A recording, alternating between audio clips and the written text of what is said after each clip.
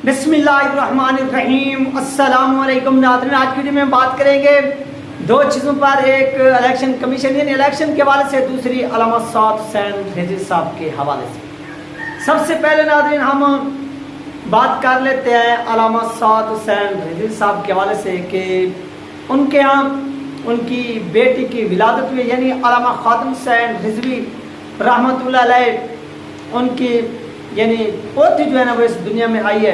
तो इस हवाले से क्या किया जा रहा है, पाकिस्तान के अंदर जितने भी तहरीक लबैक पाकिस्तान के कारकुनान बसते हैं, अल्लामा खादिम हुसैन रिजवी रहमतुल्लाह अलैह के चाहने वाले जहाँ जहाँ भी रहते हैं वो आज खुश हैं। और ये जिस्मों को ये पैगाम है कि जो लोग क्या कर रहे थे, अल्लामा खादिम हुसैन रिजवी रहमतुल्लाह अलैह की नस्लों को ख़त्म करने का सोच रहे थे, तो उनके लिए ये एक बैड खबर है, बुरी खबर है कि अल्लाह पाक ने उनकी नस्ल को मज़ीद जो है वो आगे बढ़ा दिया है। और इंशाअल्लाह ये मज़ीद जो है ये दीन की खिदमत होती रहेगी।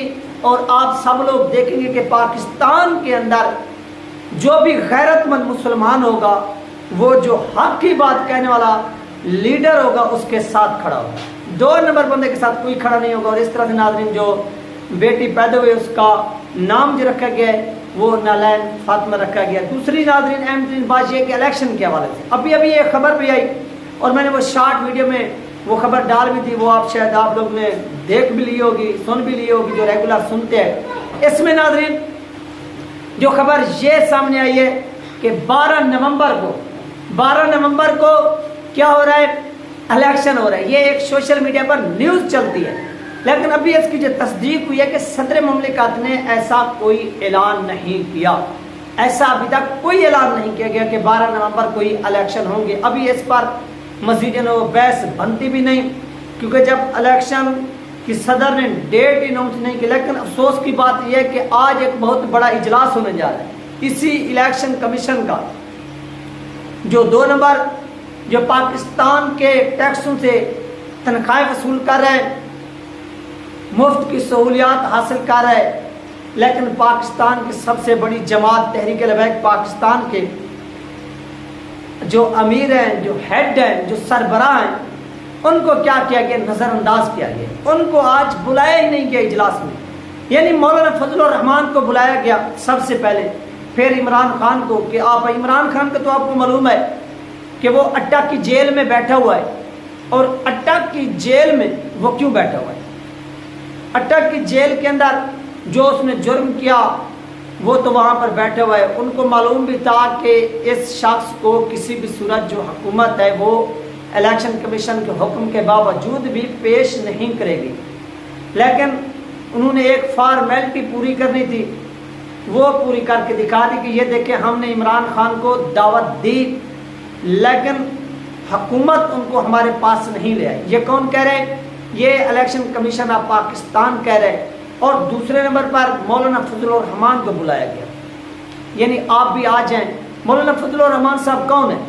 मौलाना फजलुर रहमान पाकिस्तान की तारीख के अंदर जो भी गलत काम हुआ है, यानी अमेरिका के जो तलवे चाटे परवेज मुशर्रफ ने, और उसके बाद ड्रोन हमले शुरू हुए शुमाली वजीरिस्तान के अंदर कबैली इलाका जात में, जहाँ पर 80,000 से ज़्यादा पाकिस्तानी शहीद हुए और इनको ड्रोन से भी निशाना बनाया गया। और इस तरह से मामला चलते रहे। और उनके बदले में, उन इंसानों के बदले में जो वहाँ पर इस दुनिया से चले जाते थे, क्या होता था, पैसे लिए जाते थे। और उस पर क्या हुआ कि 10 खत मौजूद थे, किसके, इसी मौलाना फजलुर रहमान साहब के। मौलाना फजलुर रहमान ने 10 खत किए कि मैं इस पर एग्री हूँ, मैं इस पर क्या हूँ, राजी हूँ, आप शुमाली वजीरिस्तान में ड्रोन हमले करें।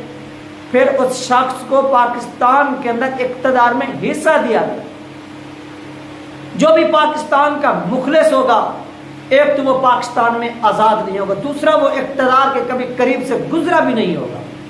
आप देख सकते हैं कि मौलाना फजलुर रहमान को इलेक्शन कमीशन ने बुलाया, ना इसका कोई नजरिया, ना इसका कोई दीन, ना ईमान, बस लोगों को मजहब के नाम पर इसने KPK के अंदर जिस तरह से बेवकूफ़ बनाया, वोट हासिल किए। वो आपके सामने मुमताज़ कादरी को फांसी दी जाती है तो यही सबसे बड़ा जो लीडर बना होता है, ये उस जमात का क्या होता है, हिस्सा होता है, जो जमात کیا کرتی ہے؟ پھانسی دیتی ہے وہ گورنمنٹ، اور اس کی زبان سے ایک لفظ بھی نہیں نکلتا۔ اگر اس کے اندر غیرت ہوتی تو یہ کیا کرتا؟ اسی دن استعفیٰ دے دیتا۔ یہ کہتا کہ یار میری چھٹی ہے، یہ میری خواہش کے مطابق یا دین اسلام کے خلاف کام ہو گیا ہے، میں آج سے اس حکومت سے علیحدگی کیا کرتا ہوں؟ اختیار کرتا ہوں۔ پھر اسی طرح سے آگے معاملہ چلتا ہے۔ 2017 کے اندر جب ختم نبوت کے حلف نامے میں تبدیلی کی گئی، یعنی جو الیکشن کمیشن کا ایک بنایا ہوا عہد نامہ حلف نامے، وہاں پر ختم نبوت کا جو ایک لفظ تھا اس کو چینج کیا گیا، تو اس میں بھی جو ترمیم ہوئی، جو ووٹ کاسٹ کیا گیا، جو ووٹ ڈالا گیا، وہ ووٹ بھی مولانا فضل الرحمان کے لوگوں نے وہاں پر جا کر ڈالا۔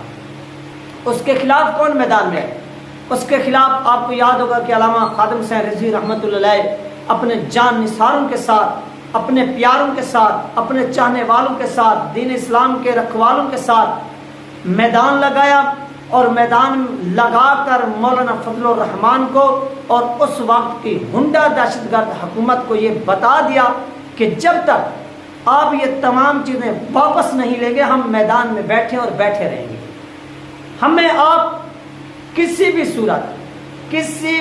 صورت نہیں ہٹا سکتے، کسی بھی صورت۔ اس کے بعد کیا ہوتا ہے کہ یہی مولانا فضل الرحمان اسی حکومت کا حصہ ہوتا ہے، اور وہی حکومت ڈیڈ لائن دیتی ہے کہ یہ دیکھیے یہ 12 بجے کی رات کی ڈیڈ لائن ہے، اس سے پہلے آپ فیض آباد کا جو مقام ہے اس کو خالی کر دیں۔ اگر آپ نے خالی نہ کیا تو ہم یہاں پر کیا کریں گے؟ آپریشن کریں گے، اور یہ آپریشن پوری قوم دیکھے گی۔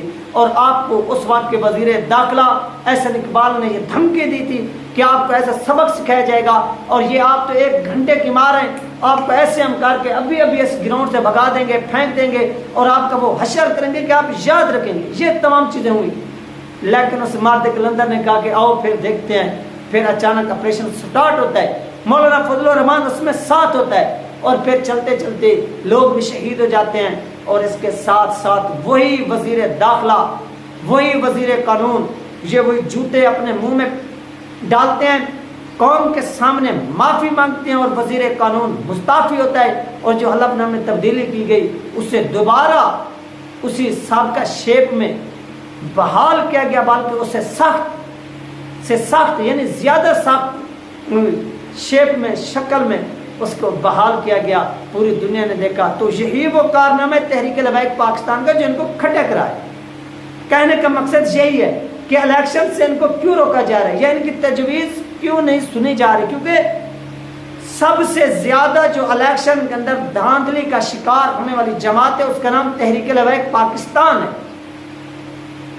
جب بندہ سب سے زیادہ بیمار ہوتا ہے، ڈاکٹر اسی سے پوچھنا ہے کہ یار آپ کو مرض کیا ہے، کہاں درد ہوتا ہے، تو اس پھر تکلیف کا وہ کیا علاج ڈھونڈتا ہے۔ اور اسی طرح علاج تو تحریک لبیک پاکستان کے پاس موجود ہے۔ جس طرح ان کے ساتھ دھاندلی ہوتی ہے، جس طرح سے ان کے ووٹ پر ایک بیماری پڑتی ہے، تو پھر تحریک لبیک پاکستان اس الیکشن کمیشن کو علاج بتانا چاہتی کہ یہ علاج ہے، اس علاج کے ذریعے آپ دھاندلی روک سکتے ہو۔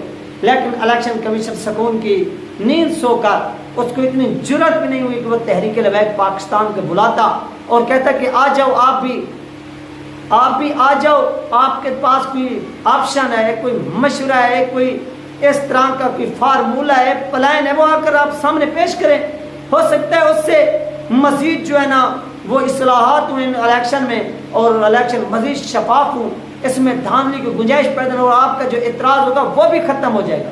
لیکن ایسا نہیں کیا گیا، بالکل نہیں کیا گیا، اور تحریک لبیک پاکستان کو نظر انداز کیا گیا۔ اس کی ناظرین جتنی بھی مذمت کی جائے وہ کم ہے، اور انشاءاللہ تحریک لبیک پاکستان اس بار اپنا حق لے گی اور اپنا حق پورا لے گی، اور یہ پوری دنیا دیکھے گی جو تحریک لبیک پاکستان کے ووٹوں پر کیا کر رہے ہیں، ڈاکہ ڈال رہے ہیں۔